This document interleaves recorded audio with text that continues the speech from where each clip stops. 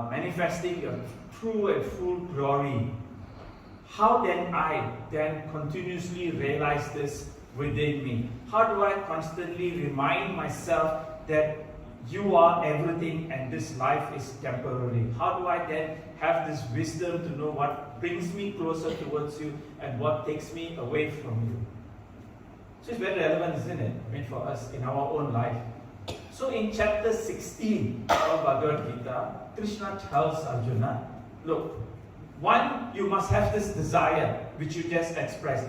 Knowing, and this only desire that you must have is to know what is permanent and what is transient. And this desire to experience me, not externally but within you, in your soul. That is prerequisite.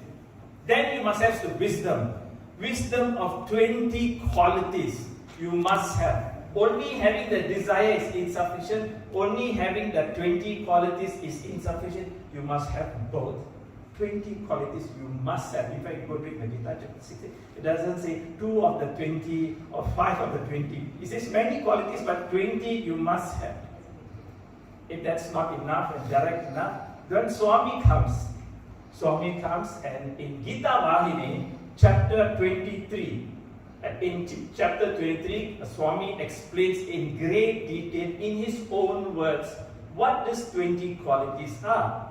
And he says, every spiritual aspirant of mine that wants to experience me, wants to break the cycle of birth and death, wants to have this ultimate self-realization, must possess these 20 qualities. What is these 20 qualities? And I'll just very, very quickly, briefly share with you. And this is extracted from chapter 23 of Gita Vahini. If there's any one book of the many books of Swami has shared with us, knowledge, this is one. It's important because it's like a prerequisite checklist, right? If you want to apply for a passport, you want to go to an airline, you want to graduate, you have so many certificates, isn't a requirement. In marriage certificate, you have to have certain requirements, right? So this is one. To break the cycle of birth and death and to realize Swami within us. First one, humility.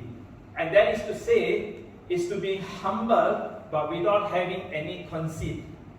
Meaning what? That means when you're feeling what we know humility is very important. We know being humble is very important. But you must do this without having this pain to know that you have conceded. That's Swami's definition of humility. The second is the absence of vanity. And please don't read what Swami says, what's the absence of vanity. But in short, he says many times, don't have hypocrisy. In other words, don't say something and do something else totally different. And this is something that he talks about quite in detail. The third is non-violence. We all know what's meaning of non-violence, but Swami's definition, there's another layer to it. Non-violence means also preventing others from having mental pain or physical pain because of what you say and what you do. That is Swami's definition of non-violence. Just not in our minds, but actually all those around us, living with us. Fourth one, patience, fortitude. And Swami says this, patience and fortitude means doesn't mean that you be such a way that you become powerless, you become helpless. My devotees are like warriors, he said, Having patience and fortitude is knowing when to do your duty, but not having the pain of impatience in your mind and feeling or acting helplessly, but doing your duty without having the sense of agitation. Fifth one, integrity. Swami explains integrity not only in circular world, but in spirituality. Meaning that even in our own spiritual practice towards our God forms, the one that we chose, we must have sincerity. And our worldly lives too, we must have sincerity. Sixth one, reverential service rendered to a spiritual guru. You must find a spiritual guru of your own choosing. Be reverential towards him. But then Swami says, but the ultimate aim is that guru must, without any form of holding back, must overwhelmingly shower you with grace. It's not for us to say, Swami, you are my guru, or so and so, you are my guru. That guru must in turn shower you with reverence of grace, an overwhelming sense of grace. That is Swami's definition of reverential service to guru. 7.1, cleanliness. He says you must have water and knowledge. Water is for physical cleanliness and knowledge is for our mind cleanliness. By the way, this is all the checklist I'm just sharing with you, okay, in case you want to know. Eighth is very important. Eight is steadfastness. Steadfastness means, he said, especially in spirituality, he said in physical life we have very firm idea what we want to do. But even in spirituality, we must not be fickle-minded. We must have, okay, this is our chosen guru, this is what we want to do. And be very focused and be very faithful in your life goals and be very firm in terms of what your chosen life is. 8, control of senses. I hope you all know what that is. And basically he says, make senses your slaves. Don't become slaves to your senses. 10th, detachment, vairagya. Right? And detachment here is, he's saying that ultimately knowing to be detaching yourself from what is temporary and be attaching yourself to what is permanent. 11, he didn't say, the 11 is very tough, okay? This one I spent a lot of time reflecting on, but it's to understand his true meaning here. The absence of egoism. He says that egoism is the breeding ground of all our vices. Egoism is our breeding ground, meaning that actually if you have egoism in any part, it's the breeding ground for a lot of things, you know. And then Swami goes on to explain on things. Then finally he ends by saying, egoism is a foe disguised as your best friend. Egoism is a foe disguised as your best friend. So wonderful, isn't it? How Swami, that immediately we know what exactly he means. Okay. 11, awareness of the birth, death, senility, illness, and grief. Understand that everything that we experience, we must be able to understand, to demonstrate that everything is temporary. Even Swami, in his ultimate glory, master of the universe, the Brahman himself, shown that in his physical form, he is still subjected to the cycle of birth and death, because Prakriti is not permanent. Prakriti constantly changes from one to another, and that's what we need to know, the awareness.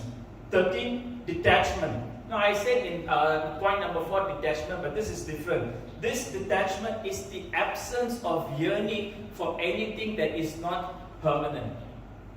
As long as you have a sense of attachment, and it can be anything, isn't it? But having a belief that not possessing this desire to have titles or materialistic items or positions, that itself is what he considered as detachment. 14, sorry. Now this is a bit, we'll go and read what he means in number 14, okay? Absence of clinging to the family and home. Meaning that you must understand that there is, what Swami says, there is no permanent real attachment to anything that you attach yourself to this world. Everything is transient. Then he continues to say that you must fulfill your dharma, you must do the duty, but have this awareness that absence, and to have this absence of clinging to the family and home. And basically any relationship you have with this material world is temporary. 15, equanimity, you know what it is. 17 is devotion. And the devotion he qualifies here is only attained when there is a permanent fixation to your God form, not temporary. It must be a permanent fixation. That's devotion. There mustn't be any disruption to your thoughts and beliefs. That's devotion. 17, dwelling in solitude. Now he quickly says this doesn't mean, that means you come to a center and sit quietly, you don't talk to people, you don't, what Swami says, point number 17, detachment of, the absence of dwelling in solitude. Here he means, that means engage your duty, do what you need to do, but understand that the mind must be cleansed of what happens, don't get agitated what happens, you know. Turn away from objective world. 8, the absence of interest in the company of others. Now I didn't rewrite this, okay, this is exactly word for word. You must know what the master said, right? Because each of us will interpret it differently. The way I understood it, and the way he explained is that start with, Swami says this, okay, start by being absent or not to be mixing with people whom you know that will take you away from what is permanent. You start like that, and Swami says slowly you will find yourself being fixed with mixing with people that want the same thing, so they can encourage you. Ultimately, you'll be in your own. 19. Awareness of the distinction between the Atma and what's not Atma. Awareness of knowing what is the Atma and what is not attached to the Atma. Everything that is not attached to the Atma, irrelevant to the Atma, is temporary. And Swami explains how he engages, how to be engaged in achieving this. And finally, vision and clarity of the true nature of that. That means knowing what is that you want to achieve, what the soul wants, and where the soul needs to be merged with. Then, of course, in the end, Swami very nicely realizes that by then his spy experiences, devotees will be all be 20, Swami, 20, how do I start with 20? I even have difficulties with 1 or 2. And Swami says, don't worry. Start with 2 and 3, 2 or 3. And in discourse, in another discourse, Swami says in Korekana, you don't have to worry which 2 and 3. You will know. You do meditation, you will know 2 or 3. Start with 2 and 3. Eventually, naturally, progressively, the others will be achieved.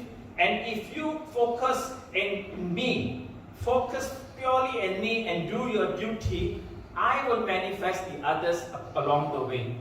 What we have to do is be absolutely steadfast and be very, very disciplined.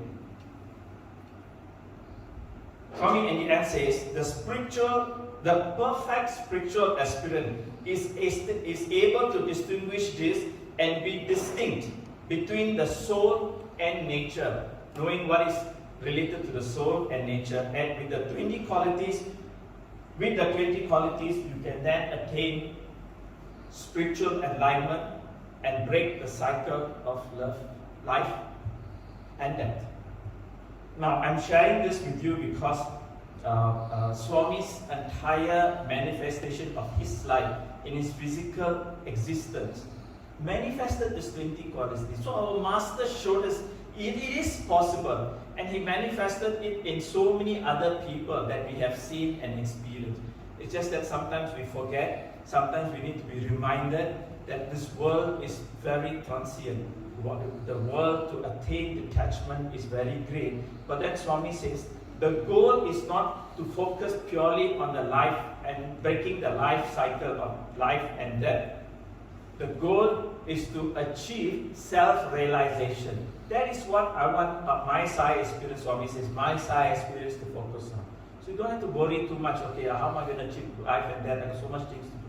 It's the achievement of self-realization, just as Arjuna wanted Krishna to know, Krishna, how will I can experience you? How will I know that you're with me? In the same way, Swami now, not in his physical form, since 2011, for more than 28 days he was in the hospital, and on the 24th of April in the morning he departed in his physical form.